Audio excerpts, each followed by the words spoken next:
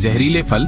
गांव के पास एक घना जंगल था जिसके बारे में कई तरह की कहानियां प्रचलित थीं। कुछ लोग कहते थे कि वहां जादुई फल होते हैं जो इंसान को असाधारण ताकत दे सकते हैं। कुछ का मानना था कि वे फल खाने वाले को अमर बना सकते हैं, लेकिन गांव के बुजुर्गों की माने तो ये सब अफवाहें थीं। असल में वे फल बेहद जहरीले थे।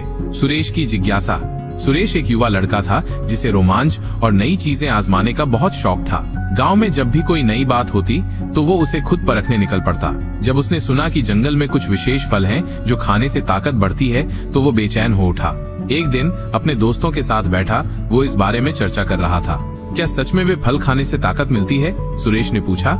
लोग कहते हैं कि जो खाए वो शेर जैसा ताकतवर हो जाता है, एक दोस्त ने जवाब दिया। पर दादाजी ने तो मना किया था, दूसरे दोस्त ने टोका। सुरेश हंसा। बुजुर्ग हमेशा डराते रहते हैं, मैं तो जाकर खुद देखूंगा। जंगल की ओर सफर। अगली सुबह सूरज उगते ही सुरेश जंगल की ओर निकल पड़ा।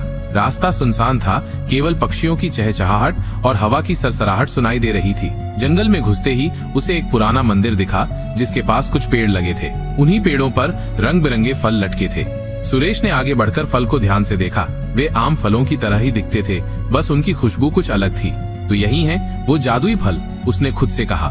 उसने एक फल तोड़ा और बिना कुछ सोचे समझे खाने लगा। स्वाद थोड़ा अजीब था, लेकिन उसे कुछ खास महसूस नहीं हुआ। शायद अफवाहें झूठी थीं, उसने सोचा और कुछ और फल खा लिए। बदले हालात। कुछ ही घंटों बाद सुरेश को अजीब महसूस होने लगा। पहले उसके सिर में हल्का दर्द हुआ, फिर चक्कर आने लगे। उसके हाथ पैर सुन्न होने लगे और पेट में तेज जलन महसूस हुई। वह किसी तरह गांव की ओर भागने की कोशिश करने लगा, लेकिन उसके कदम लड़खड़ाने लगे। रास्ते में उसे एक लकड़हारा मिला। बेटा, तुझे क्या हुआ? पूछा। मैंने जंगल के फल खा लिए, सुरेश मुश्किल से बोल पाया। लकड़हारे ने तुरंत गांव में खबर दी। कुछ ही मिनटों में गांव के लोग वहां पहुंच गए और सुरेश को कंधे पर उठाकर अस्पताल की ओर भागे। देर हो चुकी थी। अस्पताल दूर था और सुरेश की हालत बिगड़ती जा रही थी। डॉक्टरों ने आते ही उसे जांचा, लेकिन तब तक जहर उसके पूरे शरीर में फैल चुका था।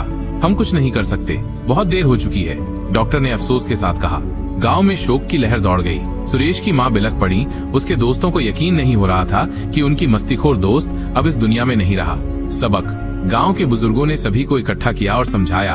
हमने हमेशा कहा था कि वे फल जहरीले हैं, लेकिन फिर भी लोग अफवाहों के पीछे भागते हैं। हमें बिना सोचे समझे कोई भी चीज नहीं खानी चाहिए। इसके बाद गांव वालों ने फैसला किया कि वे जंगल के उन फलों के बारे में जागरूकता फैलाएंगे ताकि कोई और सुरेश की तरह अपनी जान न गंवाए। अंत। इस कहानी से हमें सीख मिलती है कि किसी भी बात पर आंख मूंद कर विश्वास नहीं करना चाहिए। बिना सही जानकारी के कोई भी जोखिम भरा कदम नहीं उठाना चाहिए, वरना परिणाम घातक हो सकते हैं।